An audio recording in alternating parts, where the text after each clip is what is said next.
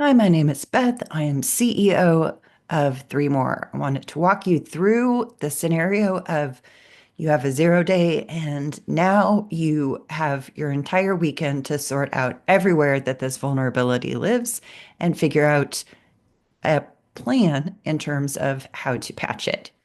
I'm going to use the example of Next.js because it's kind of the last one that we had.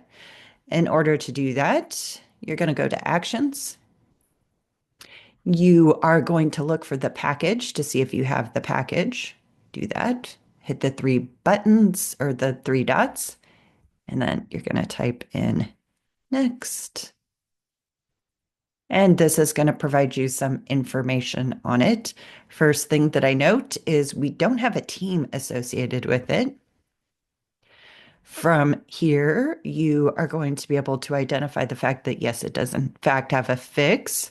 There's some additional details around it in terms of how to fix it. We have the links over here for all you prompty folks in order to identify what steps to take. And this is the repository that it lives in. You can dig in to find a little more information around LangGraph.js to see if you can track down anyone who has contributed. So in a couple of quick clicks, you can identify everywhere that a given CVE is located within your technical stack.